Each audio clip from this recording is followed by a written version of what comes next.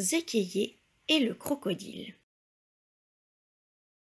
Depuis toujours, chez les Bamilékés, la tribu de Zékéié, les hommes et les crocodiles se détestent.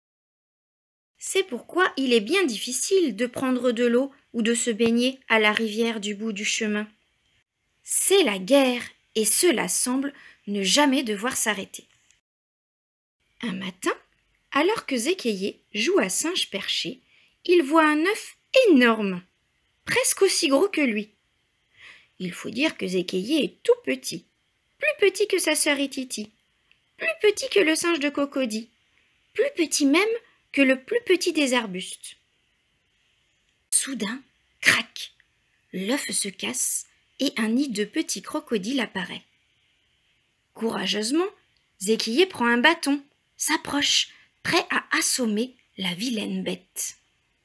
Mais le démon vert lui sourit, puis le lèche et le pourlèche, et miam miam, et bisou bisou, et areux areux, et gazou gazou. Ce bébé est tout gentil, se dit Zékéié attendri. Ne t'inquiète pas, je vais te cacher. Tu ne finiras ni en foufou, ni en bijou. Zékéié revient le lendemain en cachette, puis le surlendemain et les jours suivants. Les deux petits deviennent très amis et inventent toutes sortes de jeux à faire à deux. Le jeu du crocochelle, du crocossoir, de la crocopêche et le crocodile grandit. Bientôt, Cocody, Ititi et Bambou suivent Zékéié.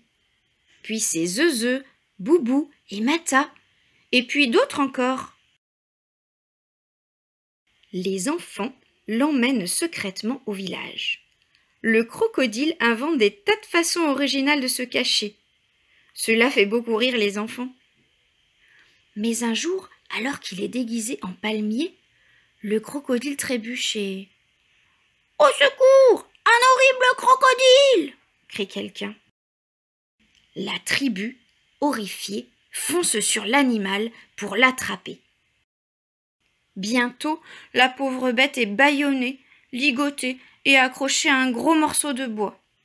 Du foufou, des bijoux, des brochettes, une bonne couette, un tapis, une descente de lit, chante la tribu. Quelle belle capture! Nous le mangerons demain, dit le chef du village. Les enfants sont horrifiés.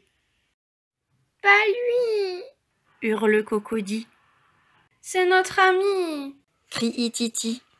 Il n'est pas dangereux, pleure Zeuzeu. C'est moi qui l'ai élevé, supplie Zékéié. Le conseil des sages se réunit sous le grand baobab. Après de longues discussions, le sort de l'animal est décidé. Le crocodile sera tué et mangé comme les autres. Papa, je t'en supplie, insiste Zékéié le soir avant de se coucher. Zékéié, ça suffit. Nous le mangerons demain. Et c'est bien. Alors, Zékéié, Ititi, Cocody et tous les autres enfants sortent de leur lit en pleine nuit pour sauver leur ami.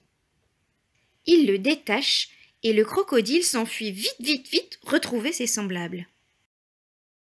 Le lendemain, quelle danse, quelle rouspétance, quelle zizanie! Tous les enfants sont punis. Mais depuis ce jour-là, si rien n'a changé pour les grands, les enfants, eux, sont amis avec tous les crocodiles. Ils se baignent et s'amusent comme des fous à la rivière du bout du chemin.